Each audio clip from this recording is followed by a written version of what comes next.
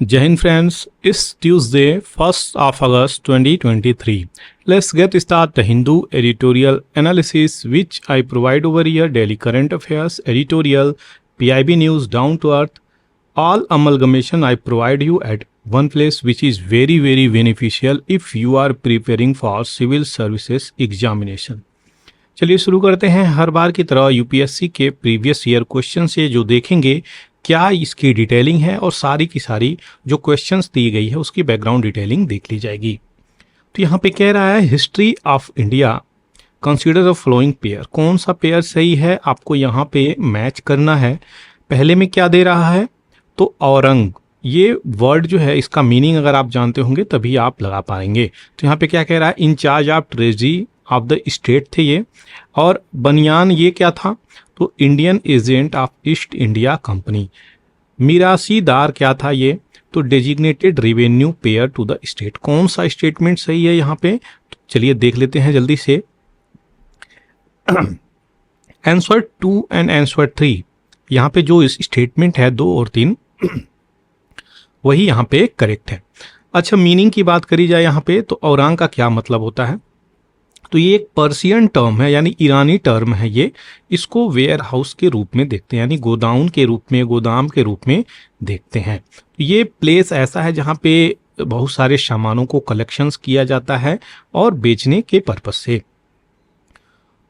इसलिए जो पहला टर्म है वो गलत हो जाता है, याद रखिएगा पहला स्टेटमेंट गलत हो जाता है। तो यहाँ पे अगर आप 1 काट सकते हैं तो 1 इसमें भी है, 1 इसमें भी है, आपका बच जाता है सीधे सीधे 2 एंड 3।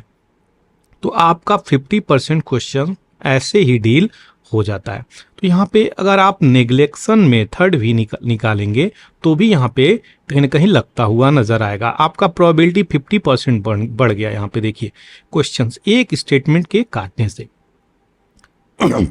दूसरा जो टर्म कह रहा है ये बनियान का जो टर्म है, बनिया ये इंगेज थे इंडिविजुअल वेस्टर्न मर्चेंट। तो कहीं ना कहीं हम लोग क्लू लगा सकते हैं बनिया मतलब इंडिविजुअल वेस्टर्न मर्चेंट। ये एक प्रकार से ऐसी कोई एक्टिविटीज होती होगी जो आपका बिजनेस से जुड़ा हुआ होता होगा, ऐसे क्लू लगा सकते थे। तो यहाँ पे इस प्रकार की चीजें सही हो सकती हैं। और ये फॉर्म है वर्क करता था क्या तो जो ब्रोकर, इंटरप्रेटर इस प्रकार की कार्यों में करता था, इसलिए ऑप्शन 3 जो है यहाँ पे करेक्ट हो जाता है। ये रायतवारी सेटलमेंट के अंतर्गत आती थी। गवर्नमेंट इसको रिकॉग्नाइज करी क्या, मिर्सीदार। तो ये मिर्सीदार जो थे सोल प्रोप्राइटर ऑफ लैंड कहे जाते थे, याद रखिएगा। तो जो एक्टेड और डेजिग्नेटेड रेवेन्यू पेयर थे ऑफ द स्टेट, इसलिए तीसरा भी ये स्टेटमेंट करेक्ट हो जाता है। तो ऑप्शंस इसका वेरी क्लियर है। यहाँ पे 2 एंड 3 इसका राइट आंसर है। ये दोनों स्टेटमेंट यहाँ पे सही हो जाते हैं, तीसरे स्टेटमेंट यहाँ गलत हो जाते हैं। कोई क्वेश्चंस, कोई डाउट आप कमेंट सेक्शंस में ये चीजें लिख सकते हैं। नेक्स्ट जो क्वेश्चंस यहाँ पे आ रहा है वो क्या बोल रहा है यहाँ पे तो ये क्वेश्चंस कह रहा है which of the following statement correctly explain impact of industrial revolutions. जो औद्योगिक क्रांति हुई थी ना भारत में, उसकी बातें बोल रहा है कि क्या प्रभाव पड़ा भारत पे, खास करके first half of 19th century, जिसका क्या मतलब होता है 1850 दशक की बातें बोली जा रही हैं। तो यहाँ पे राइट आंसर निकल के ऑप्शन ए ही आएगा, क्योंकि जब औद्योगिक क्रांति आई थी, आपको याद ही होगा भारत में जब औद्योगिक क्रांति अंग्रेजों के द्वारा यहाँ पे जब इंग्लिश लैंड में यानी यूरोप में जब औद्योगिक क्रांति आई थी 18th सेंचुरी की स्टार्ट में, तो ये 80s और 1980-50 के आसपास में चीजें आ गई थी। तो यहाँ पे ये इनके पास जो बड़े बड़े मशीन थे, कारखाने थे, वहां से कपड़े बना करके भारत में ये क्या करने लगे, एक्सपोर्ट करने लगे। जिसके कारण क्या हुआ, जो हैंडीक्राफ्ट सिस्टम था, हमारे छोटे छोटे लघु उद्योग थे जो हैंड से बने हुए हथकरघा का कार्य करके वहां पे अपनी जीविका यापन करते थे, वो सीधे सीधे कोलैप्स होते हुए नजर आए। तो इसलिए यहाँ पे सबसे प्राइमरी और मेन स्टेटमेंट यही नजर आएगा। Machines were introduce in the Indian textile industry in the large number, ये बहुत ज्यादा करेक्ट स्टेटमेंट नहीं है। रेलवे लाइन भी इंट्रोड्यूस हुआ, ये भी बहुत ज़्यादा करेक्ट नहीं है। हैवी ड्यूटी, ये भी बहुत करेक्ट स्टेटमेंट नहीं है। तो जो सबसे एप्रोप्रिएट स्टेटमेंट है यहाँ पे वो निकल के ऑप्शंस ए को चला जाता है, जो कि इंपॉर्टेंट है। तो इंडस्ट्रियल रिवोल्यूशंस इंग्लैंड में आया, उसके बाद अफेक्ट किया इंडियन को, ये चीज़ें याद रखिएगा। तो यहाँ पे ऑप्शन 1 करेक्ट दे दिया गया है। सारी चीज़ें आपको बता दें किस प्रकार से ये चीज़ें ही, तो बता दें आपको बेटर इन क्वालिटी बातें बोली जा रही हैं। इंडियन हैंडीक्राफ्ट जो स्लोली यहाँ पे डाई करी, यानी धीरे धीरे इसको कोलैप्स करा दिया गया, जिसके कारण भारत में लोगों को रोजगार मिलना, यहाँ पे इनकम जनरेट करना, ये सब चीजें गिर गई, क्योंकि लोग खरीदने किसके लगे, मशीन से बने कपड़ों को खरीदने लगे, जिसके कारण यहाँ पे भारतीय जो चीज थी, इंडियन जो प्रोडक्ट थी, उसकी सेलिंग ही धड़ाम से गिर जाती है। तो ये थी सारी डिटेलिंग। आशा करते हैं क्वेश्चंस को लेकर के और बैकग्राउंड डिटेलिंग एक्सप्लेनेशंस को लेकर के आपको समझ में आ गई होगी। अब आगे बढ़ते हैं, यहाँ पे देखेंगे क्या इंपॉर्टेंट न्यूज़ है जो यहाँ पे सुप्रीम कोर्ट सजेशंस देता हुआ नजर आ रहा है। तो यहाँ पे चीज़ें जो हैं उसकी डिटेलिंग को देखेंगे। आपको बता दें, मणिपुर नॉर्थ ईस्ट का एक स्टेट है, उस स्टेट में एथनिक वायलेंसेस चल रहे हैं 2 ग्रुप के बीच में। पहला ग्रुप मितई, दूसरा ग्रुप कुकी। ये जो ग्रुप हैं 6 शेड्यूल को लेकर के इश्यू में हाईलाइट आ गए हैं, जब वहां का हाई कोर्ट ये बोला कि मितई ग्रुप को 6 शेड्यूल में ऐड होना चाहिए। 6 शेड्यूल क्या है, तो यहाँ पे ट्राइबल ग्रुप है, अगर इसमें कोई भी ट्राइब्स ऐड हो जाती हैं 6 शेड्यूल में, तो उसको कल्चरल, उसको स्कीम की बेनिफिट्स, उसको एजुकेशन में बेनिफिट, उसको एम्प्लॉयमेंट जॉब में बेनिफिट, इस प्रकार की बेनिफिट उसको मिलने लगती हैं। तो ये चीज़ें याद रखिएगा जो इसकी बेनिफिट है। अब बात करी जाए तो आखिर सुप्रीम कोर्ट क्या यहाँ पर बोला है। तो पहले यहाँ पे सॉलिसिटर जनरल जो हैं भारत के, वो कौन है, तो तुषार मेहता जी हैं, याद रखिएगा। अच्छा, मेरा क्वेश्चन, सॉलिसिटर जनरल भारत के किस आर्टिकल में आता है, मेरा क्वेश्चन आपसे ये रहा। इंपॉर्टेंट है, क्वेश्चन बन सकता है एग्जाम में, एक बार जाकर के जरूर देखिएगा। तो यहाँ पे क्या बोल रहा है सुप्रीम कोर्ट, आप एक्सक्यूज बनाना बंद करिए, क्योंकि मणिपुर में जो वायलेंस हुआ है वो अक्षम्य है, उसको हम नेग्लेक्ट नहीं कर सकते। इस प्रकार की चीजें जो चल रही हैं उसकी पूरी की पूरी रिपोर्ट यहाँ पे दीजिए। बात करी जा रही है मणिपुर की, तो यहाँ पे 6000 प्लस FIR रजिस्टर हुए हैं, उन्हीं की डिटेलिंग यहाँ पे मणिपुर गवर्नमेंट से सुप्रीम कोर्ट ये बातें बोल रहा है कि इसकी हमको तुरंत यहाँ पे प्रोवाइड करिए। ये जो डिटेलिंग है यहाँ पे सुप्रीम कोर्ट बहुत सारे इश्यूओं को यहाँ पे कंसीडर किया गया है कि यहाँ पे जो FIR लॉन्च हुए हैं वो सबसे पहले कितने सारे सेक्सुअल हरासमेंट के केसेस हैं, उसके बाद कितने सारे मर्डर के केसेस हैं, कितने सारे डिफरेंट जो केसेस हैं, उनकी गिनती भी गवर्नमेंट के पास यहाँ पे नहीं है। तो यहाँ पे गवर्नमेंट से सीधे क्वेश्चंस करती हुई नजर आ रही है कि सुप्रीम कोर्ट की आपके पास जो डाटा है, जो केसेस रजिस्टर्ड हुए हैं, उनकी सारी की सारी डाटा हमको 1 दिन के अंदर सौंप दीजिए। तो यहाँ पे सॉलिसिटर जनरल क्या बोल रहे हैं, तो यहाँ पे सॉलिसिटर जनरल भी ये बोल रहे हैं कि सर हमको ये करने के लिए 30 दिन का समय चाहिए, जो कि एक इश्यू निकल के आ रहा है।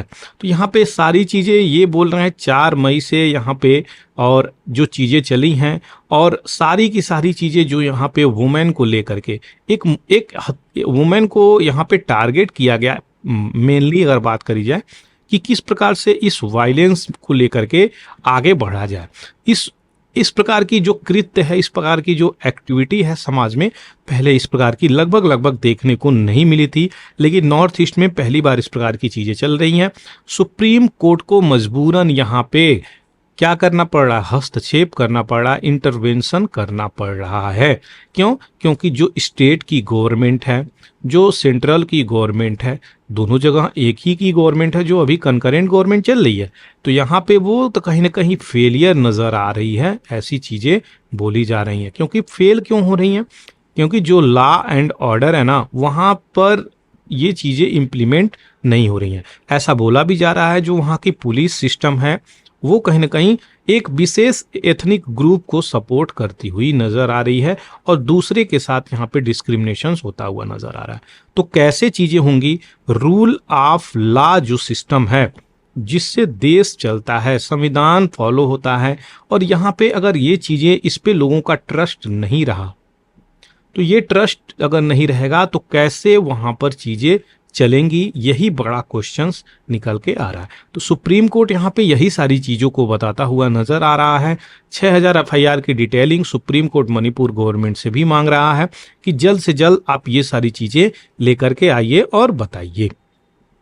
आगे बढ़ते हैं यहाँ पे पीआईबी न्यूज़ की तरफ, तो देखेंगे क्या क्या इंपॉर्टेंट पीआईबी न्यूज़ है। BCAS ये क्या होता है आपको बता दें, bureau of civil aviation security, ये सीधे सीधे सिविल एविएशन मिनिस्ट्री के अंतर्गत आता है। तो यहाँ पे एविएशन सिक्योरिटी कल्चर वीक यहाँ पे इनॉग्रेट किया गया, याद रखिएगा कहाँ पर, तो इसका हेडक्वार्टर है न्यू दिल्ली में। यहाँ पे 5 अगस्त 2023 को ये चीज़ें सफल होंगी।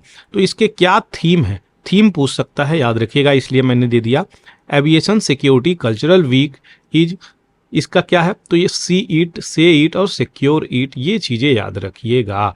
Theme of the aviation security culture week जो थी, इसका यही है, सी इट, से इट और सिक्योर इट।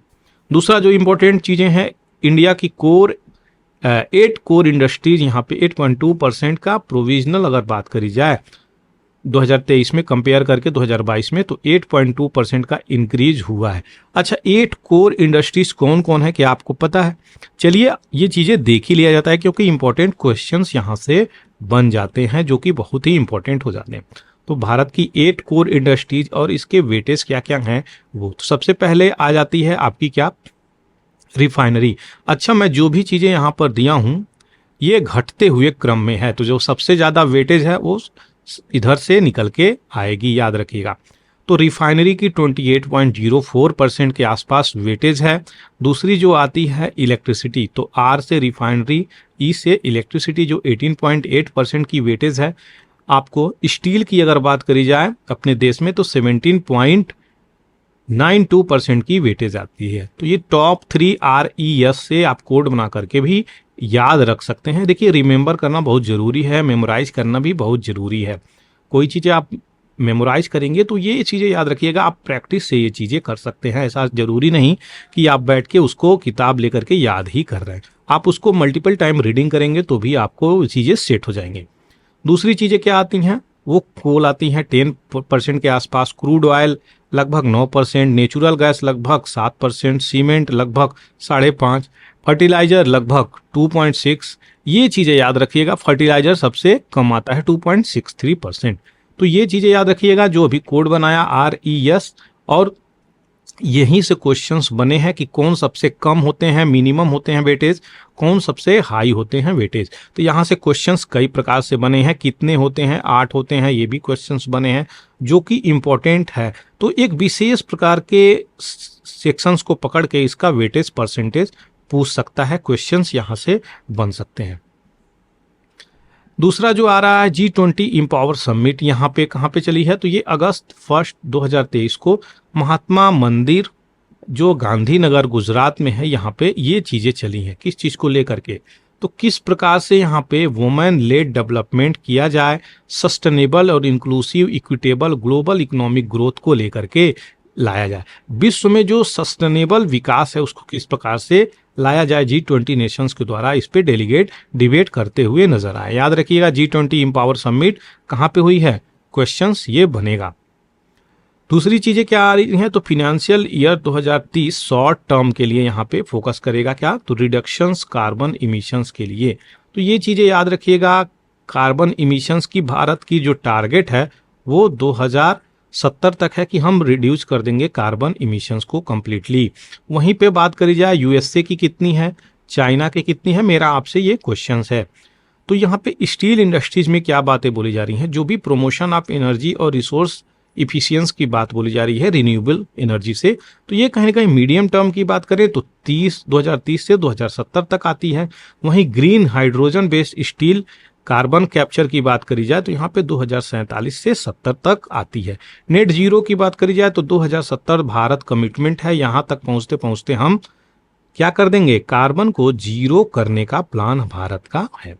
तो यहाँ पे हाइड्रोजन एनर्जी की 2047 से 70 तक पहुंचने की बात करी जा रही है। ये सारे कैटेगरीज इंपॉर्टेंट हैं।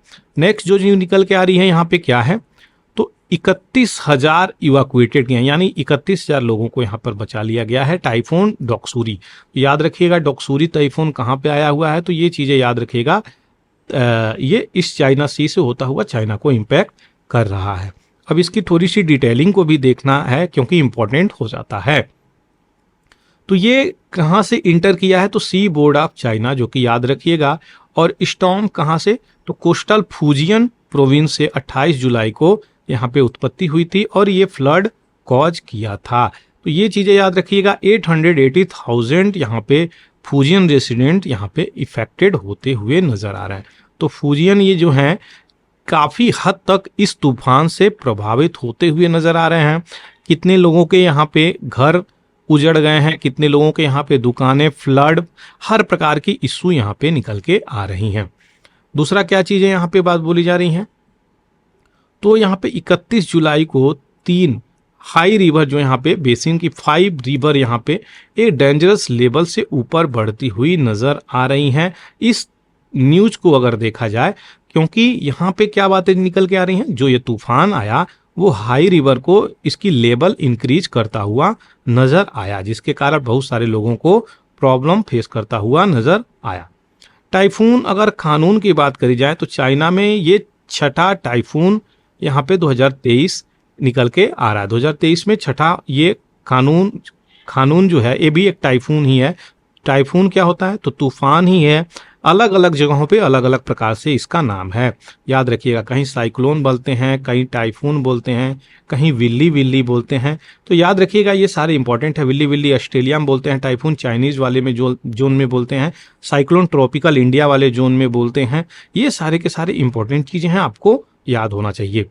छोटी छोटी चीजें हैं, ये तो सबको मालूम होना चाहिए, मैं तो यही मानता हूँ। फिर भी अगर किसी को नहीं मालूम होगा तो यहाँ पे मैंने बता दिया है। तो ये जो डॉक्सूरी है ये मोस्ट पावरफुल स्टॉर्म निकल के आई है और चाइना को भी प्रभावित करती हुई नजर आई है। आशा करते हैं ये चीजें क्लियर हो गई होंगी, क्या डायरेक्शन है, किस प्रकार से, कहाँ से निकली, फूजी से निकली, जो इम्पैक्ट करती हुई नजर आ रही है।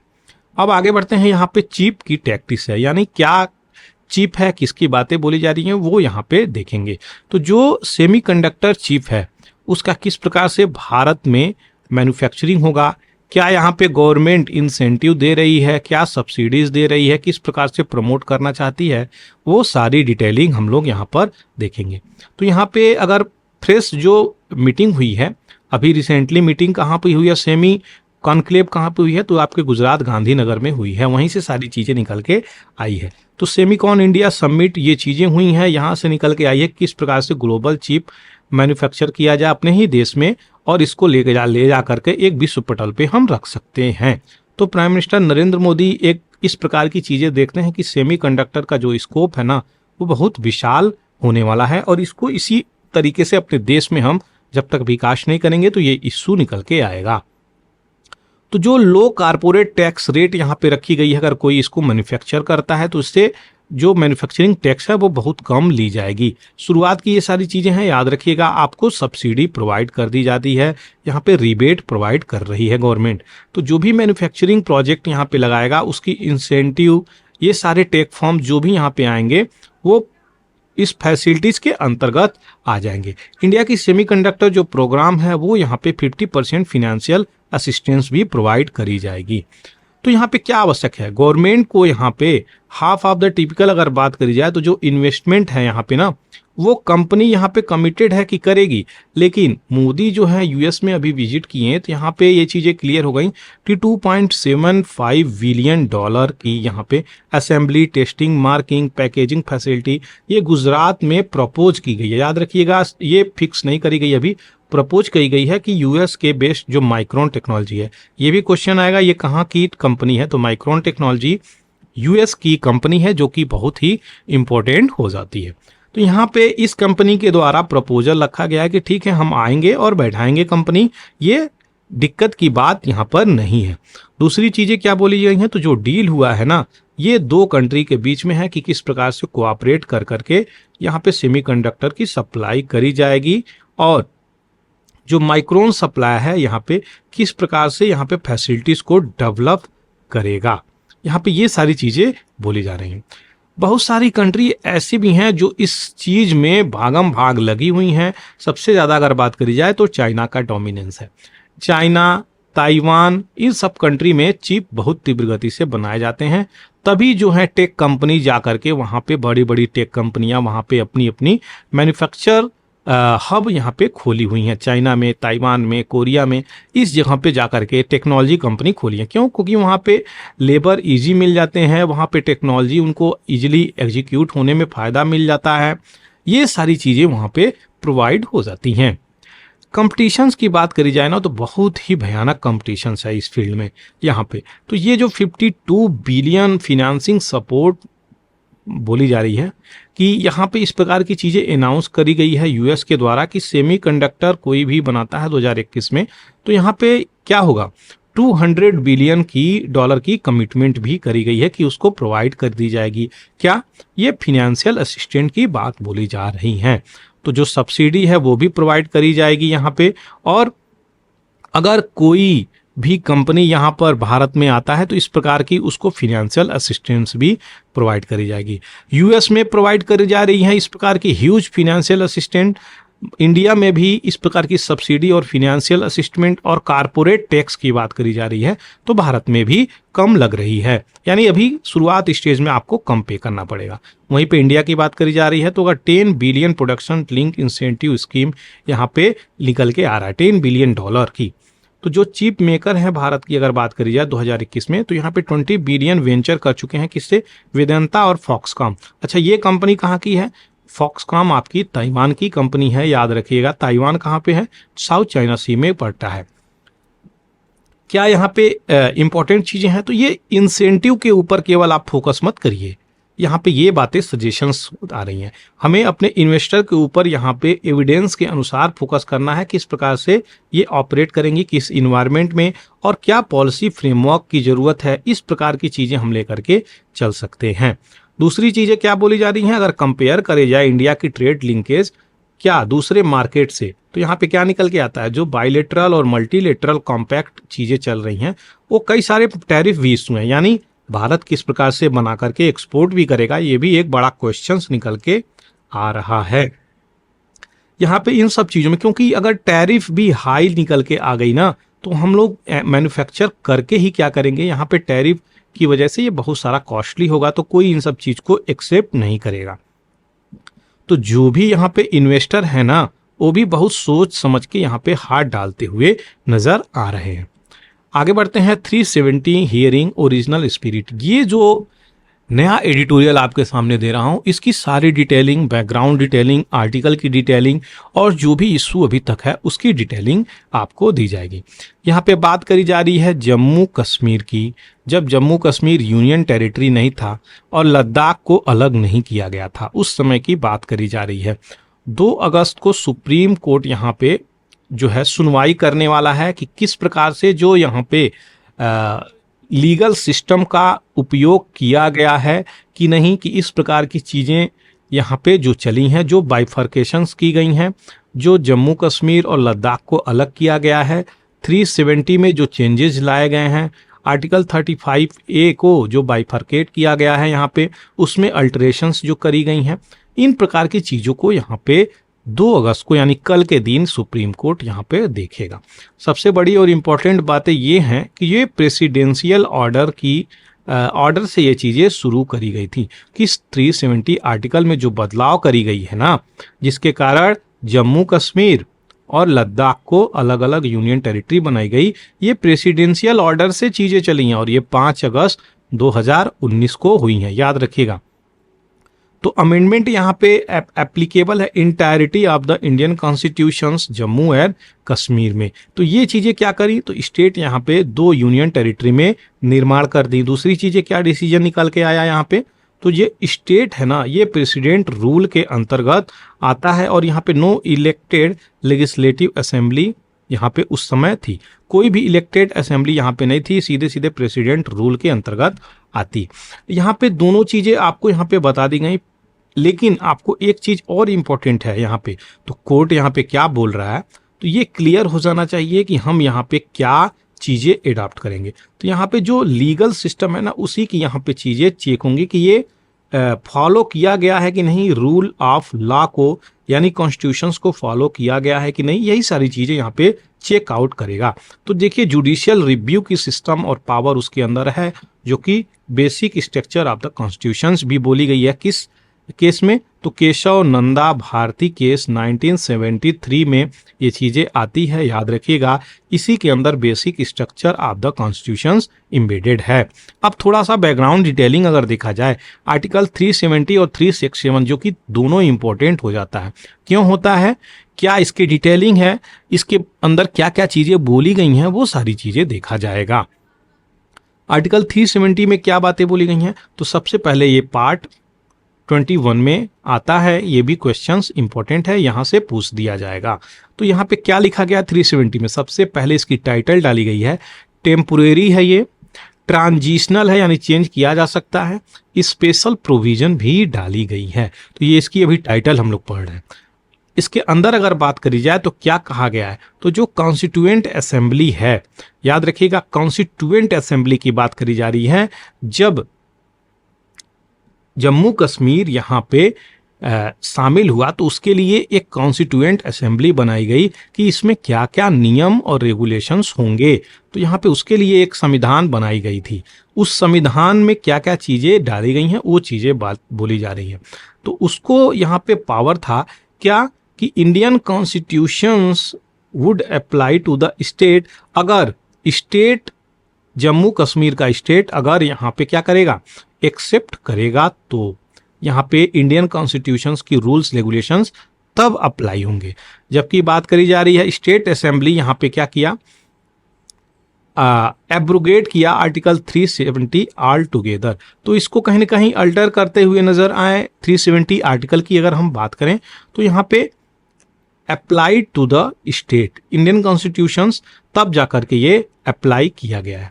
तो यहाँ पे बात करी जा रही है क्या, जब जम्मू एंड कश्मीर जब यहाँ पे आपको रिकमेंडेशंस ही नहीं दी तो आप यहाँ पे अप्लाई कैसे किए? ये तो प्रेसिडेंट रूल लगा करके आप किए हैं चीज़ें। इसी की चेक और बैलेंस चीज़ें चलेंगी सुप्रीम कोर्ट के द्वारा। दूसरा जो आर्टिकल निकल के आ रहा है आर्टिकल 361 ये क्या बोलता है? तो जो इंडियन कॉन्स्टिट्यूशंस है is a constitutional amendment.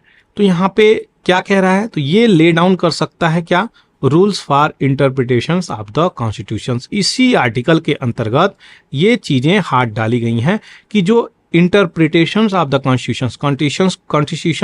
Constitutions को हम अप्लाई कर सकते हैं। यहाँ पे ऐसी चीजें बोली जा रही हैं।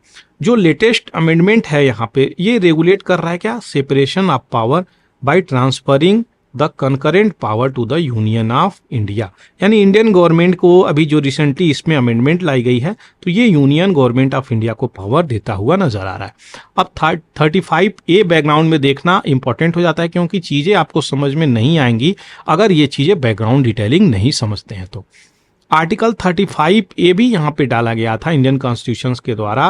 तो ये इम्पावर कर है, यानी जम्मू कश्मीर को ये शक्ति प्रदान करता है कि स्टेट लेजिस्लेचर ही डिफाइन करेगी कि क्या परमानेंट रेसिडेंट हैं यहाँ पे, और जो स्टेट यहाँ पे इनको प्रोवाइड करेगा अपने रेसिडेंट को स्पेशल राइट्स और यहाँ पे प्रिविलेजेस भी, यानी स्पेशल अधिकार और स्पेशल सुविधाएं यहाँ पे अपने लोगों को प्रोवाइड करेगा। आर्टिकल 35A में मेंशन है।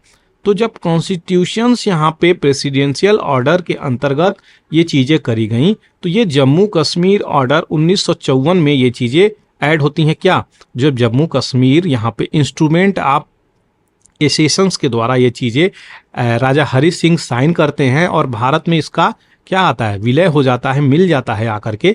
तो इन्हीं आर्टिकल के अंतर्गत ये चीज़ें आती हैं और जम्मू कश्मीर यहाँ पे डिफाइन करता है क्या कि ये जो प्रिविलेजेस हैं, जो अपने लोगों को हम स्पेशल सुविधा दे रहे हैं, जो उनको राइट्स और अधिकार दे रहे हैं, तो ये क्या है, तो इनको परचेजिंग लैंड की राइट हो गई। अपने ही लोगों के, जम्मू कश्मीर के लोग ही वहाँ पर केवल लैंड खरीद सकते हैं, इस प्रकार की राइट्स वहाँ पर दी। इमूवेबल प्रॉपर्टी के लिए और वोटिंग के लिए, इलेक्शंस लड़ने के लिए, गवर्नमेंट में जॉब पाने के लिए, इस प्रकार की सारी जो बेनिफिट थी वहीं के लोग ही केवल इंजॉय कर सकते हैं, बाकी रेस्ट ऑफ इंडिया के लोग वहां पर जाकर के लैंड नहीं कर सकते थे, क्योंकि आर्टिकल 35A है। तो इस प्रकार की चीजें हैं। एजुकेशन और हेल्थ केयर सिस्टम यहाँ पे जो बात करी जा रही है अदर स्टेट की यहाँ पे, तो इस प्रकार की चीजों का वो लाभ उठा सकते हैं। दूसरी चीजें क्या बात बोली जा रही है, नॉन परमानेंट रेसिडेंस। तो नॉन परमानेंट रेसिडेंट की बात करी जा रही है, जो वहां पे नहीं है, यानी परमानेंटली वहीं के नहीं है जो, वो इस प्रकार की चीजें नहीं कर सकते। Not entitle to such privileges, उनको ये अधिकार नहीं। यानी आप आते हैं यूपी से, तो जम्मू कश्मीर में आप क्या नहीं खरीद सकते, सिंपल सी बात है, समझिए, लैंड नहीं खरीद सकते, वहाँ पे जॉब नहीं कर सकते, वहाँ पे एम्प्लॉयमेंट नहीं कर सकते, वहाँ पे डेवलपमेंट नहीं कर सकते। तो ये चीज़ें बहुत हद तक एक प्रकार से ये भी चीज़ें, जब इस प्रकार की चीज़ें नहीं होंगी तो वहाँ पे सही प्रकार से डेवलपमेंट कैसे होंगी। कोई भी चीज़ें अगर इस प्रकार की चीज़ें नहीं होंगी तो वहाँ पे जो भी चीज़ें जॉब किस प्रकार से निकल के आएंगी। तो ये एक प्रकार से तो संविधान है, कॉन्स्टिट्यूशन, जो उनको प्रिविलेजेस प्रोवाइड करता है। दूसरी प्रकार से डेवलपमेंट का इशू है जो यहाँ पे क्वेश्चंस रेज करता है। तो इन प्रकार की चीज़ें चल रही थी।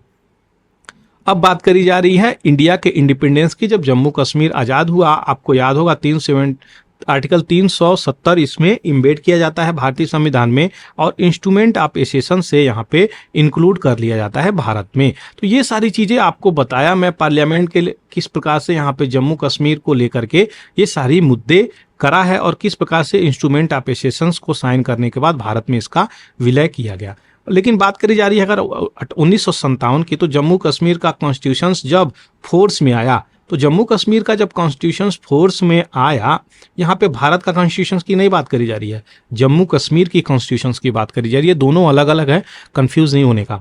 तो यहाँ पे क्या बातें बोली जा रही है, कॉन्स्टिट्यूएंट असेंबली यहाँ पे डिसबैंड किया और रिप्लेस किया क्या, लेजिस्लेटिव असेंबली को। तो लेजिस्लेटिव असेंबली को यहाँ पे रिप्लेस किया, और यहाँ पे आर्टिकल 370 लेकर के चीज़ें आई। तो ये चीज़ें रिमांड, यहाँ पे कोई चेंजेज यहाँ पर नहीं हुई थी अगर बात करी जाए। लेकिन गोपाल स्वामी अयंगर यहाँ पे क्या किए, यहाँ पे कॉन्स्टिट्यूएंट यही इसके निर्माता बने, याद रखिएगा, गोपाल स्वामी अयंगर ड्राफ्टिंग कमेटी के भी ये मेंबर थे, याद रखिएगा। तो यहाँ पे क्या बातें बोली जा रही हैं, तो यही रिकमेंडेशन किए कि क्लॉज जो 3 है ना आर्टिकल 370 का, यही कंडीशन प्रेसिडेंट है कि किस प्रकार से इस प्रोविजन को एब्रोगेट किया जाए, किस प्रकार से इसको हटाया जा सकता है। यहाँ पे इस प्रकार की चीजें ला करके रख देते हैं। अगर इसके कॉन्सिक्वेंसेस की बात करी जा रही है, तो जम्मू कश्मीर में जो प्रेसिडेंट रूल लगाया गया, यहाँ पे याद रखिएगा, तो गवर्नर यहाँ पे आए किस प्रकार से, not only as legislative assembly but also as constituent assembly. कैसे ये चीज़ें संभव हो सकती हैं, अगर वहाँ पे कॉन्स्टिट्यूएंट असेंबली को ही ये चीज़ें पावर थी, वहाँ की लेजिस्लेटिव असेंबली ही अगर रिकमेंड करेगी, तभी ये चीज़ें आपके रेस्ट ऑफ द कॉन्स्टिट्यूशन जो भारत का है, जो भारतीय कॉन्स्टिट्यूशन है जम्मू कश्मीर में, तभी लागू हो सकती थी। यही सारी वैलिडिटी को सुप्रीम कोर्ट यहाँ पे कल के दिन अपना जजमेंट देगा, वो भी डिटेलिंग देख ली जाएगी।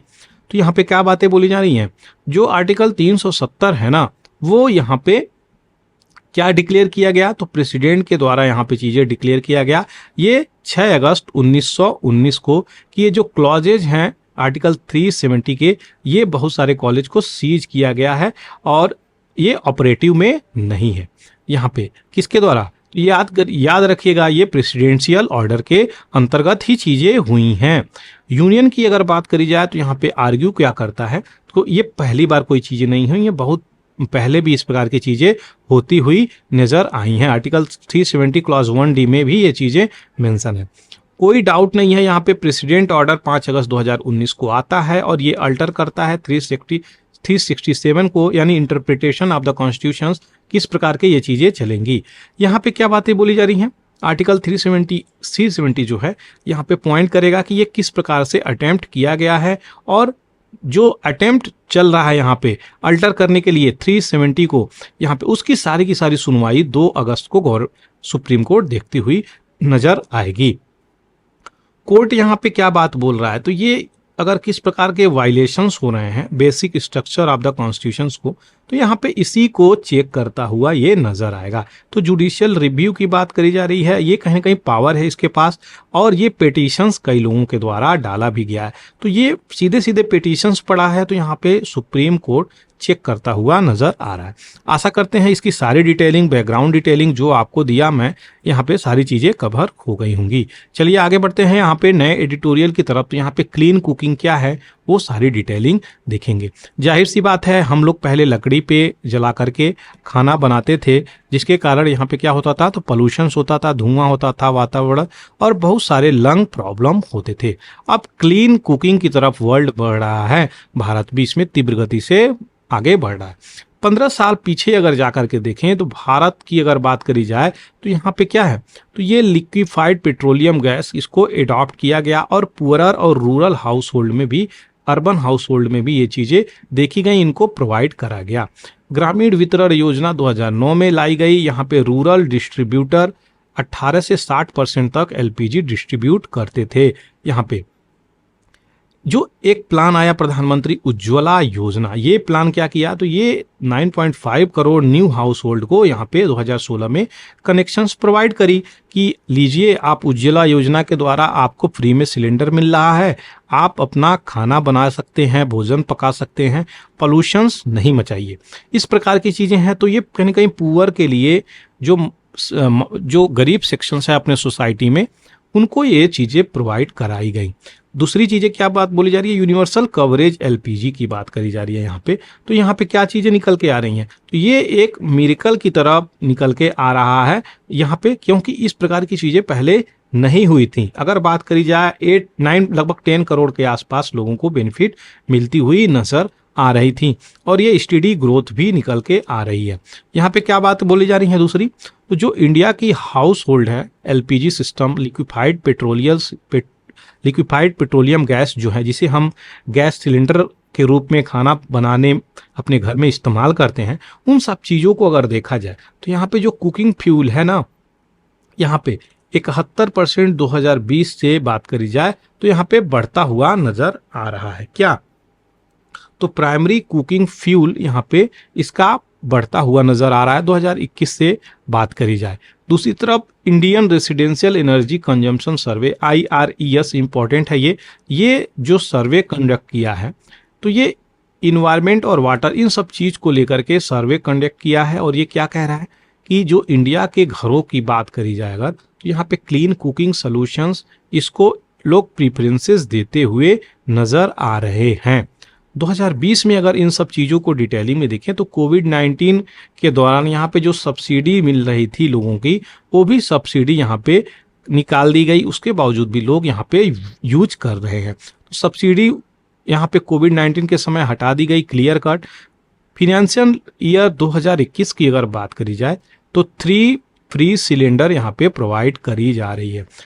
ये प्रधानमंत्री उज्ज्वला योजना के अंतर्गत ये चीजें प्रोवाइड करी जा रही हैं, जो कि कंज्यूमर अगर पार्ट है प्रधानमंत्री गरीब कल्याण योजना के, तो यहाँ पे उसको प्रोवाइड कर दी जाती हैं। एनुअल रिफिल की बात करी जा रही है, तो एलपीजी यहाँ पे क्या कर रहा है, तो जो भी गैस सिलेंडर है वो प्रधानमंत्री उज्ज्वला योजना के अंतर्गत ये जो हैं 4.55 सिलेंडर पर एक्टिव कनेक्शंस यहाँ पे फिल किए जा रहे हैं। दूसरी तरफ क्या बातें बोली जा रही है, यहाँ पे 24 करोड़ यहाँ पे फ्री सिलेंडर अवेलेबल हैं, जबकि भरने की बात करी जा रही है तो 14.2 करोड़ ही कंज्यूम किए जा रहे हैं। तो यहाँ पे क्या है, लगभग 10 करोड़ के आसपास जो सिलेंडर है फ्री बांटे गए हैं, वो लगभग कहीं ना कहीं खरीदने में सक्षम नहीं है। क्यों? क्योंकि आगे देखिए यहाँ पे क्या चैलेंजेज हैं, उस चैलेंजेज की अगर बात करी जा रही है तो यहाँ पे रिफाइंड कमोडिटी की हम बात करी जा रही है कि जो इंक्रीज हुआ है 64% फाइनेंशियल ईयर 2023 में, वो यहाँ पे बढ़ती हुई नजर आ रही है। तो डबलिंग इन एलपीजी प्राइस, यहाँ पे कभी सिलेंडर 400 रुपये मिलते थे, आज सिलेंडर 1250 रुपये मिल रहे हैं। तो यहाँ पे इस प्रकार की चीज़ें बढ़ती हुई नजर आ रही हैं, जो कि यहाँ पे आम आदमी यानी गरीब तबके के लोगों को आप एक दो तीन सिलेंडर फ्री में देने के बाद उनको तो अपने पैसे से ही खरीदना पड़ेगा, तो यहाँ पे अफोर्डेबल नहीं थी, इसलिए कहीं ना कहीं ये फीलिंग 10 करोड़ के आसपास नहीं हो पा रही है। जो अभी आपको आंकड़ा यहाँ पे मैं दिया, इन आंकड़ों की मैं बातें कर रहा हूँ। तो इस प्रकार की चीजें निकल के आ रही हैं। वोलेटाइल इंटरनेशनल प्राइस की बात करी जा रही है कि किस प्रकार से प्राइस फ्लक्चुएट हो रही है, तो रसिया और यूक्रेन के वार यहाँ पे इसको भी दिखाया जा रहा है, इसकी वजह से भी बहुत सारी इश्यू निकल के आ रही है। पहले क्या था, 20,000 करोड़ रुपए सब्सिडीज के रूप में प्रोवाइड कर दी जाती थी भारत में, लेकिन यहाँ पे अब ये सोचने योग्य बातें हैं, अब ये आंखों का तारा बनता हुआ नजर आ रहा है। यहीं पे इंडिया की क्लीन कुकिंग पॉलिसी को अगर देखा जाए तो ये क्या फोकस कर रहा है, क्लीन कुकिंग पे फोकस करिए, टेक्नोलॉजी का इस्तेमाल करिए, और जो है इलेक्ट्रिक कुकिंग का, इस सब चीज का इस्तेमाल करके हम जो पोल्यूशन है ना उसको कम कर सकते हैं। तो यहाँ पे इन्हीं सब चीज़ों की बातें बोली जा रही हैं, किस प्रकार से हम लेकर के आगे चल सकते हैं इसको। और 100% यहाँ पे इलेक्ट्रिसिटी की कनेक्शंस होगी रूरल एरिया में, तब जा करके हम कहीं ना कहीं एलपीजी, जो एलपीजी है उसको रिप्लेस कर पाएंगे इलेक्ट्रिसिटी वाले कुकिंग सिस्टम से। तो जो इलेक्ट्रिक का प्रयोग करके कुकिंग किया जा रहा है उसका प्राइस भी सस्ता है, वो एफोर्डेबल भी है, लेकिन कनेक्टिविटी जो होनी चाहिए रूरल एरिया में इलेक्ट्रिसिटी की, वो होनी चाहिए, तभी जा करके यहाँ पे चीज़ें कोऑपरेट होंगी। क्योंकि इसकी जो रेट है ना इलेक्ट्रिसिटी की, यानी इलेक्ट्रिक कुकिंग इंडक्शन सिस्टम की, जो इंडक्शन से हम लोग तैयार करते हैं अपने खानों को, इस प्रकार की चीज़ों की अगर बात करी जाए तो यहाँ पे इसका रेट कम है। तो यही सारी चीज़ें बोली जा रही हैं। अर्बन एरिया की बात करी जाए तो 10% घरों में यहाँ पे इलेक्ट्रिकल अप्लायंस लगे हुए हैं। वहीं पे रूरल एरिया में यहाँ पे अगर बात करी जाए क्या, तो रूरल एरिया की बात करी जाए तो ये बढ़ता हुआ नजर आएगा अगर यहाँ पे कनेक्शंस होगा किस चीज़ का, इलेक्ट्रिसिटी की। तब चूल्हा जो हम लोग के गाँव घरों में होता है उसकी बातें बोली जा रही हैं, तो ई कुकिंग से इसको रिप्लेस करने की ज़रूरत है, तभी हम क्लाइमेट पॉल्यूशंस को यहाँ पे कम करते हुए नजर आएंगे, कार्बन को कम करते हुए नजर आएंगे। तो रोल तो बहुत इंपॉर्टेंट है, लेकिन इसको, इस चैन वाले सिस्टम को, इसको मैकेनिज्म को, इम्प्लीमेंटेशंस को, स्कीम को, इसको ग्राउंड लेवल पे लेकर के आना पड़ेगा, यानी ग्रॉस रूट लेवल पे लेकर के इम्प्लीमेंट करना पड़ेगा, तब जाकर के हम ये चीजें कर सकते हैं। अब आगे बढ़ते हैं, ये चीज़ें क्लियर हो गई होंगी जो भी चीज़ें आपको यहाँ पे मैं बताया। चलिए आगे बढ़ते हैं यहाँ पे नए एडिटोरियल की तरफ। LFPR ये क्या है, तो आपको बता दें, लेबर फोर्स पार्टिसिपेशन रेट है ये, जो कि बहुत ही इम्पोर्टेंट हो जाता है। मेल फीमेल भारत में किस प्रकार से कार्य कर रहे हैं उसकी सारी डिटेलिंग। तमिलनाडु गवर्नमेंट यहाँ पे लॉन्च किया गया है क्या, रजिस्ट्रेशंस, एक प्रकार से जो भी एप्लीकेंट हैं, कलंगार, मंगलियार, उर्मियाल, थोंगई, तित्थम, इनका क्या मतलब हुआ, जो भी वुमेन होगा उनका बेसिक इनकम यहाँ पे दिया जाएगा। तो वुमेन को बेसिक इनकम प्रोवाइड करने की बातें बोली जा रही हैं, तमिलनाडु गवर्नमेंट यहाँ पे लेकर के आ रहा है। जो भी वुमेन को अनपेड यहाँ पे रखा गया है लेबर स्कीम के अंतर्गत, यहाँ पे क्या उनको मिलेगी, 1,000 पर मंथ चीज़ें मिलेंगी। तो ये एलिजिबल है हाउस होल्ड को लेकर के, पर वुमेन यहाँ पे चीज़ें प्रोवाइड कर दी जाएंगी। दूसरी चीज़ें, तो जो ये बर्डन है डोमेस्टिक वर्क की, तो ये लोअर पार्टिसिपेशंस दिखाती है किस चीज़ की, हमारे देश में अगर बात करी जाए वुमेन की और मेल की, तो दोनों की पार्टिसिपेशंस में मेल की पार्टिसिपेशन अधिक है, यहीं पे फीमेल की पार्टिसिपेशन घटती हुई नज़र आती है। तो जबकि बात करी जा रही है डोमेस्टिक वर्क की, तो यहाँ पे ठीक उल्टा हो जाता है। तो वुमेन का जो वर्क है डोमेस्टिकली कंसीडर करके देखा जाए तो ये ज़्यादा कार्य करती हैं मेल के अपेक्षा। यहाँ पे वही सारी चीज़ें बात बोली जा रही हैं। मद्रास हाई कोर्ट भी इसमें समर्थन निकालता हुआ नजर आ रहा है कि किस प्रकार से ये चीज़ें लेकर के चलना है, और जो प्रॉपर्टी परचेज किया जाता है हस्बैंड के अंतर्गत, यहाँ पे वुमेन को भी राइट इसमें मिलना चाहिए। इकोनॉमिक एक्टिविटी में वो तभी शामिल हो पाएंगी, तभी उनको इकोनॉमिक राइट्स मिल पाएंगे।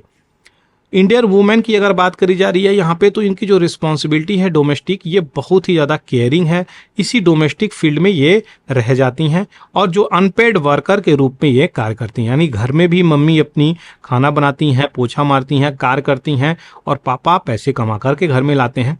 तो इसमें भी एक प्रकार का टसल रेज होता हुआ नजर आ रहा है। कहा जा रहा है कि अगर जो वुमेन है उनका पार्टिसिपेशन हमारे इकोनॉमी में सही प्रकार से आ जाए तो हम लोग चाइना यूएसए को भी कम्पीट करता हुआ नजर आ सकते हैं। तो ये इंपॉर्टेंट है, वुमेन के रोल को हम नेग्लेक्ट करके नहीं चल सकते, जो कि बहुत ही इंपॉर्टेंट रोल प्ले करता है हर फील्ड में। अब डिटेलिंग अगर देखा जाए किस प्रकार से लेबर फोर्स पार्टिसिपेशन रेट है, तो 2020 में आप देखिए तो ये जो आंकड़ा है वो वुमेन का है। यहाँ पे किस प्रकार से चीजें चेंज हो रही हैं, एक क्रॉस एम्प्लॉयमेंट ग्रुप की हम बात कर रहे हैं। यहाँ पे गर्ल्स की बात करेंगे, सबसे पहले क्लास 10th में 1990 से लेबर फोर्स पार्टिसिपेशंस की बातें बोली जा रही हैं। तो जो मेन है जो वुमेन है अक्रॉस, तो यहाँ पे अनपेड केयरिंग यहाँ पे बात करी जा रही है, किसको अनपेड मिला है। तो आप देखिए सबसे ज़्यादा यहाँ पे वुमेन है, 87% अनपेड हैं। और यहाँ पे क्लास 10th इनरोलमेंट की बात भी बोली जा रही है और अनपेड वर्कर की, तो 24% इंडियाज़ की फीमेल LFR की बात करी जा रही है। और ये जो है यहाँ पे एवरेज निकाल के चीज़ें बात बोली जा रही है। दूसरा जो है unpaid care during day for man, तो ये नीले वाले जो हैं वो मेन को दर्शा रहा है और जो रेड वाली है वो वुमेन को दर्शा रहा है। तो यहाँ पे क्या है, एम्प्लॉयड की बात करी जा रही है तो 166 और यहाँ पे 300 प्लस यहाँ पे क्या है वुमेन की बातें बोली जा रही हैं। अनपेड यानी पैसा नहीं पे किया जा रहा है, ये चीज़ें याद रखिएगा। यहाँ पे अनएम्प्लॉयड है, इनको भी पैसा नहीं पे किया जा रहा, लेबर फोर्स में भी पैसा, यहाँ पे नॉट इन लेबर फोर्स, इसको भी पैसा नहीं मिल रहा है। वहीं पे बात करी जा रही है इंडिया की क्या कंडीशन है, तो आप देख सकते हैं इंडिया कितना निचले पोजीशंस पे है, चाइना कितना ऊपर पोजीशंस पे है, ब्राजील भूटान ये लोग भी आगे निकल के आ रहे हैं। तो ये पॉपुलेशंस के अनुसार है और ये क्या पार्टिसिपेशन रेट है उसके अनुसार दिखाई गई है। तो सबसे ज़्यादा अच्छा कंडीशंस चाइना का है, कोई डाउट ही नहीं है। यहाँ पे मेल फीमेल दोनों लोग मिलकर कार्य कर रहे हैं। यहाँ पे हाउस वाइफ भारत में बना दी जाती है। दूसरी चीज़ें नेपाल का भी अच्छा है, श्रीलंका का भी अच्छा है, बांग्लादेश का भी अच्छा है, साउथ अफ्रीका भूटान जैसी कंट्री का भी अच्छा है, लेकिन भारत का चीज़ें यहाँ पे क्या है, ये बहुत दयनीय स्थिति मैं कह सकता हूँ। अनपेड केयर की बात करी जाए तो यहाँ पे क्या चीज़ें निकल के आ रही हैं, जो मैरिटल स्टेटस है उसको भी अगर देखा जाए तो करंटली जो मैरिड हैं यहाँ पे उनको यहाँ पे अनपेड सिस्टम में यहाँ पे उनको भी रखा गया है। जो विधवा है जिनका डिवोर्स हो गया उनकी भी सिस्टम आप देख सकते हैं क्या किस तरीके से चीज़ें चल रही हैं। तो ये थी सारी डिटेलिंग भारत के अनपेड वर्कर की, जिन्हें महिलाओं को ज़्यादा फोकस किया गया है। आशा करते हैं चीज़ें क्लियर हो गई होंगी, ये सब जो भी चीज़ें आपको यहाँ पे मैं बताया। हाइब्रिड इलेक्ट्रिक व्हीकल की बातें बोली जा रही हैं, इसकी डिटेलिंग देखा जाएगा किस प्रकार से कितने प्रकार से पहले हाइब्रिड इलेक्ट्रिक होते हैं। तो इलेक्ट्रिक व्हीकल किसको बोलते हैं, जो बैटरी से चलाया जाता है उसको इलेक्ट्रिक पावर बोलते हैं, यानी पोर्टेबल हो सकता है, वो उठाकर एक जगह दूसरी जगह बैटरी ले जाया जा सकता है। इलेक्ट्रिक एनर्जी इस सोर्स का इस्तेमाल करता है जिसे हम इलेक्ट्रिक व्हीकल बोलते हैं। यानी इलेक्ट्रिक व्हीकल आप सभी लोग ई रिक्शा का तो प्रयोग किए हैं, ठीक उसी प्रकार से कार में, ट्रक में, रेल में, इन सब चीज़ों में भी लाने का बातें चलाया जा रहा है। किस प्रकार से हम ला करके देख सकते हैं। अब सबसे पहले देखा जाए कितने प्रकार के ये चीज़ें होती हैं ये बैटरी। तो हाइब्रिड ईवी क्या है, तो इसमें ICE होता है। ये क्या है, तो इसके अंदर कंबर्शन इंजन होता है, यानी ये फ्यूल पेट्रोल से भी चलेगा और बैटरी से भी चल सकता है। दूसरी चीज़ें क्या हैं, तो ये ग्रिड को एक्सेप्ट नहीं करेगा। Battery can not be charge from the grid, यानी ग्रिड सिस्टम से चार्ज नहीं करेगा। आपका जो 1 से 5 किलोवाट तक आवर है हाइब्रिड, उसी का एनर्जी का इस्तेमाल करेगा और ये स्टोर करेगा इलेक्ट्रिसिटी। ये हाइब्रिड ईवी की बातें बोली जा रही हैं।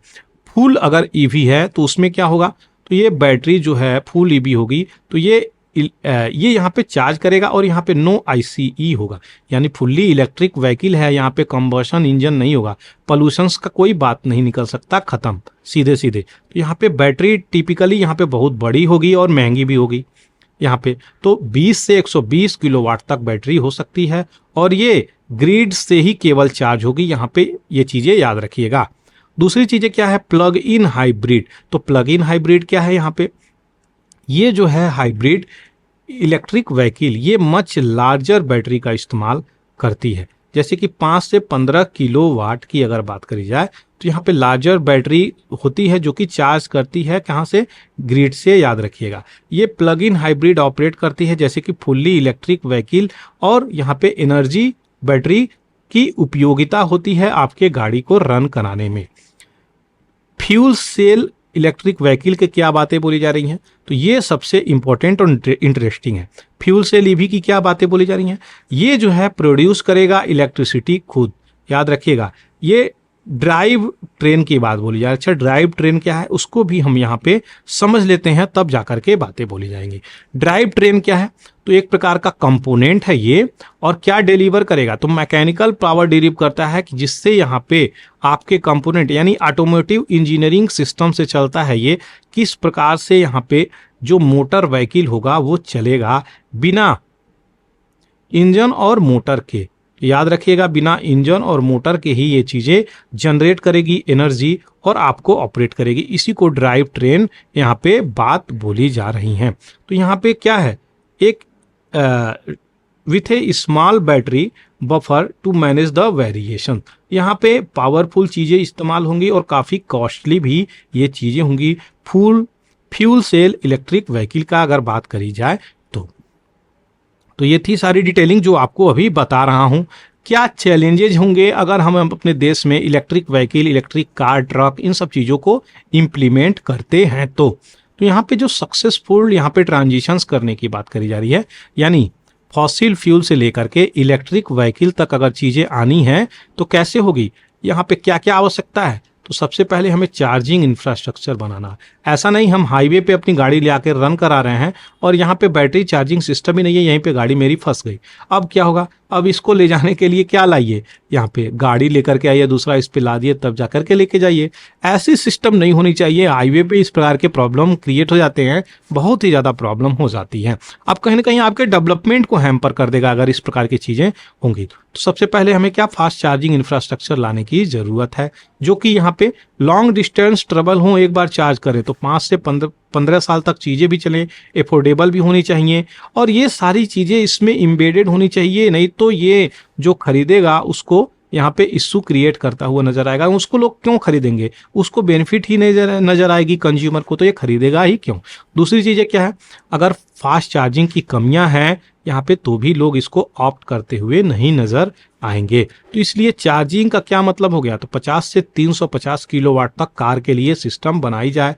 1000 किलोवाट की अगर बात करी जा रही है हैवी ड्यूटी व्हीकल के लिए, जैसे कि ट्रक हो गई, जैसे कि अदर कोई भी व्हीकल हो गई जो हैवी ड्यूटी कार्य करती है। तो इन सब चीज़ों के लिए हमें फोकस करने की ज़रूरत है।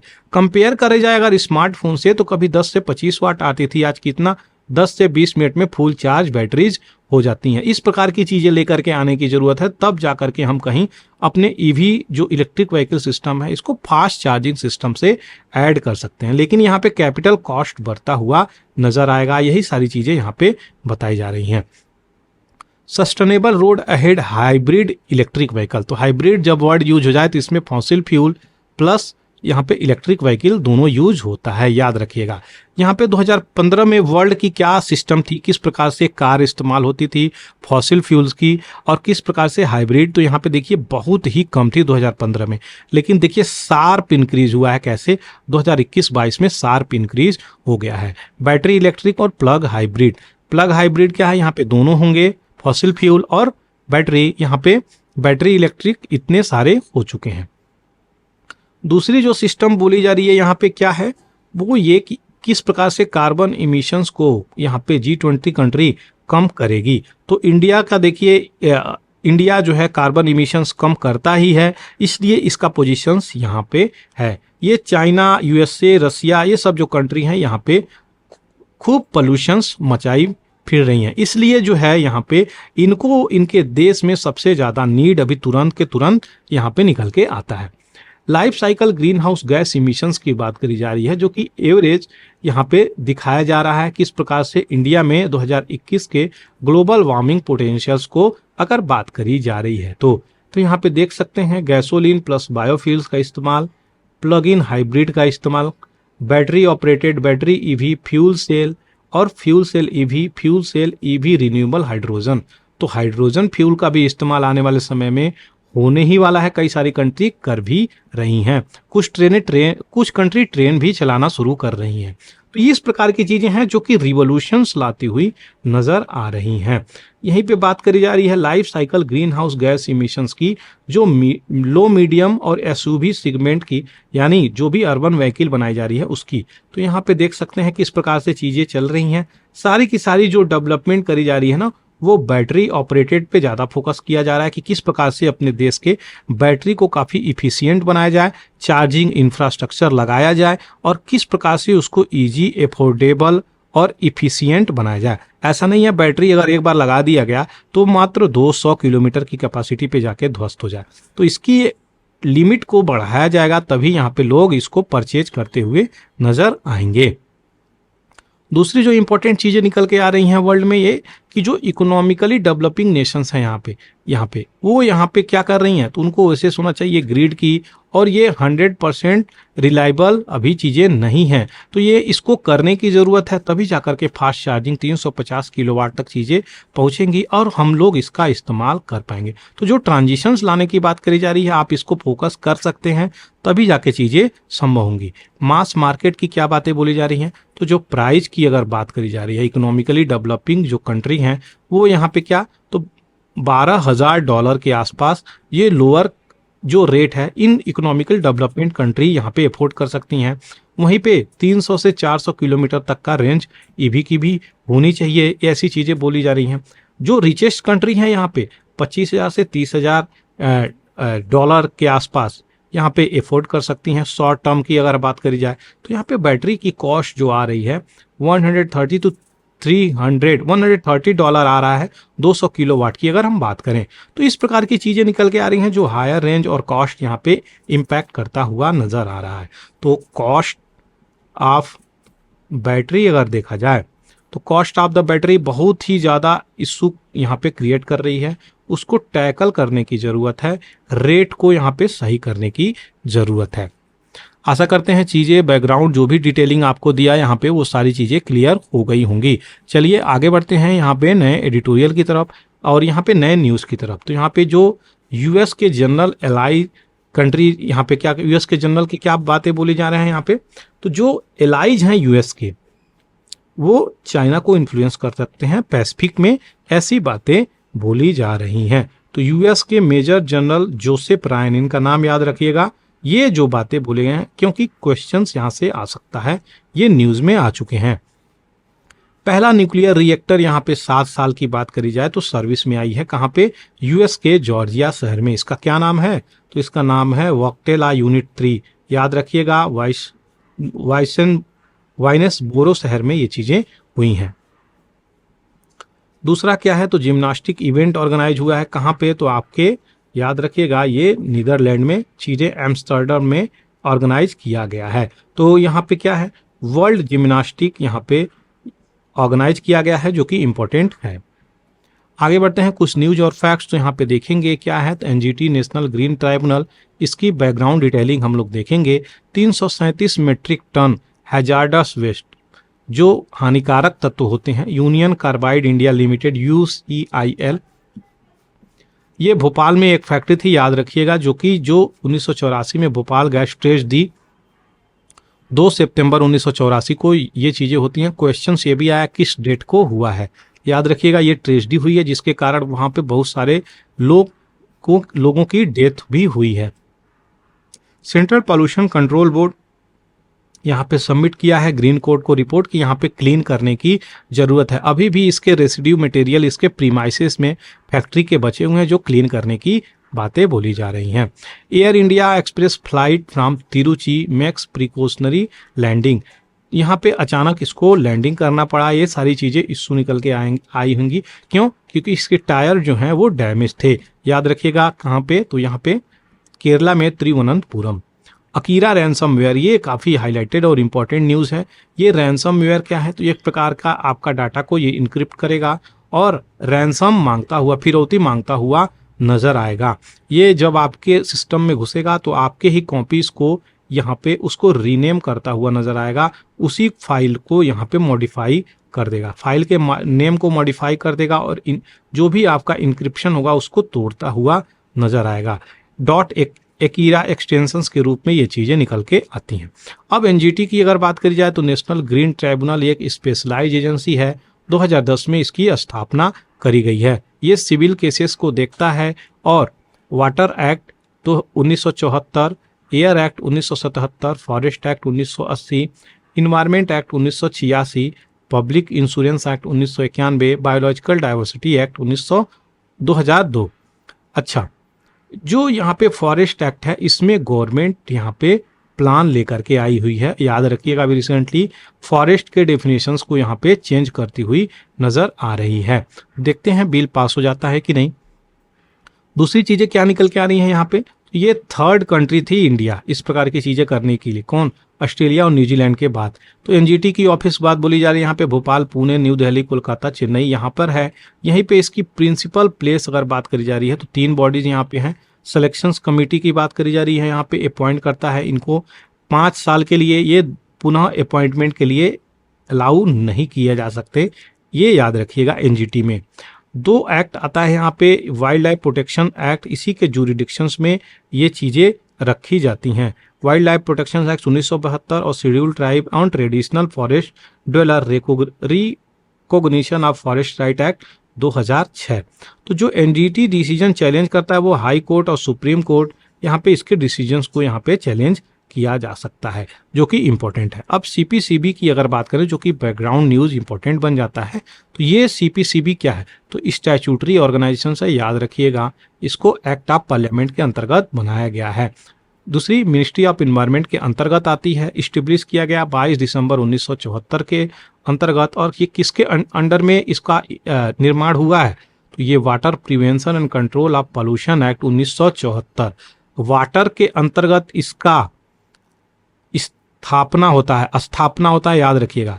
यहीं पे अगर पावर की बात करी जाए तो ये सीपीसीबी पावर लेता है एयर से, पावर लेता है एयर प्रिवेंशन एंड कंट्रोल 1981 से, लेकिन स्थापना होता है इसका किससे, वाटर से। तो इन दोनों में अंतर है। क्वेश्चंस यहाँ से यूपीएससी बनाया हुआ है, आपको क्लियर होना चाहिए। एपेक्स बॉडी है ये कंट्री की चेक करने के लिए क्या पॉल्यूशंस चल रहा है। दूसरी तरफ जो अपॉइंटमेंट कमेटी है यहाँ पे गवर्नमेंट ऑफ इंडिया की, और इसके chairperson appointment committee of cabinet के द्वारा अपॉइंट किए जाते हैं। न्यू दिल्ली में हेडक्वार्टर है। ये एनएपीएम क्या है, national air quality monitoring programme है, इसी के द्वारा लॉन्च किया गया है। 4 पहलुओं को फोकस करता है, sulphur dioxide, oxide of nitrogen, suspended particulate matter, respiratory suspended particulate matter, किस प्रकार से ये वातावरण को इम्पैक्ट करती हैं। तो ये केवल एयर पॉल्यूशन नहीं, लैंड पॉल्यूशन नहीं, वेस्ट पॉल्यूशन नहीं, हर प्रकार के नॉइज पॉल्यूशन नहीं, हर प्रकार के पॉल्यूशन को यहाँ पे कंसीडर करता है। ये चीज़ें याद रखिएगा। 9 यहाँ पे जोनल ऑफिसर है यहाँ पे, और प्रोजेक्ट ऑफिस आगरा में इसका है, जो कि इंपॉर्टेंट है, आपको बता दिया मैं। इसरो यहाँ पे क्या कर रहा है, तो यहाँ पे ट्रांस लूनर इंजेक्शंस कर चुका है। 1 अगस्त डेट याद रखिएगा। यानी अगर ये पृथ्वी है तो ये चंद्रमा है, तो इसका पृथ्वी का चक्कर लगा के इसके ऑर्बिट में प्रवेश करना ही ट्रांस लूनर ऑर्बिट बोला जाता है। यानी अब हम लोग जो चीजें भेजे हैं चंद्रयान 3, वह चंद्रमा की ऑर्बिट में अब रोटेट करेगा। ये चीजें याद रखिएगा, ये चीजें कर दी गई हैं, जो कि इंपॉर्टेंट है। ताइवानीज यहाँ पे एक फॉक्सकॉन जो टेक्नोलॉजी है, जो यहाँ पे चिप बनाती हुई नजर आ रही है, वो यहाँ पे क्या की है, तो तमिलनाडु गवर्नमेंट के साथ यहाँ पे 16,000 करोड़ का इन्वेस्टमेंट प्लान लेकर के आई है। और ये कांचीपुरम डिस्ट्रिक्ट में स्थापना करेगा, क्या बनाने के लिए, चिप्स बनाने के लिए। ये खाने वाला चिप्स नहीं है, ये जो मोबाइल में चिप लगता है उसकी बातें बोली जा रही हैं। हर बार की तरह एक रिवर कवर करेंगे, रावी रिवर को। तो ट्रांस बाउंड्री रिवर है ये क्रॉस करता है north western India, eastern Pakistan, और ये 1 ऑफ द 5 रिवर भी बोली जाती है पंजाब रीजन में। इंडस वाटर ट्रीटी के अंतर्गत भी ये रिवर आती है। 1960 में जो इंडिया पाकिस्तान के बीच ये ट्रीटी हुई थी, जिसमें वर्ल्ड बैंक इसमें मेडियोकर रोल प्ले किया था। यानी इसी के अंतर्गत ये चीजें चली थी। रावी को पुरुषनी रिवर से भी नाम से भी जाना जाता है, इरावती के नाम से भी जाना जाता है, वैदिक टाइम्स की अगर बात करी जाए तो।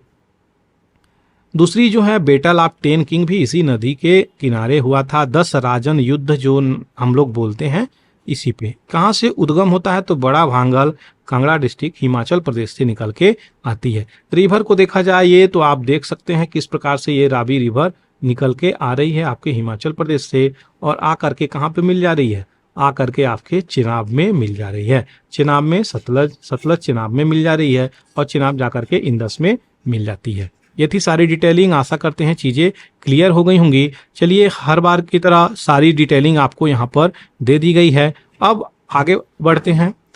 ये सारी चीज़ें यहाँ पे कवर कर चुका हूँ मैं। आशा करते हैं सारी चीज़ें क्लियर हो गई होंगी। कोई क्वेश्चन कोई डाउट आप कमेंट सेक्शंस में लिख सकते हैं। अगर आपको इस वीडियो की पीडीएफ चाहिए तो टेलीग्राम चैनल में जा करके, जो कि डिस्क्रिप्शन बॉक्स में मैं उसकी डिटेलिंग डाल देता हूँ, लिंक डाल देता हूँ, वहाँ से आप जा करके डाउनलोड कर सकते हैं। थैंक यू फॉर वॉचिंग पूरा academy the Hindu editorial analysis. जय हिंद, जय भारत।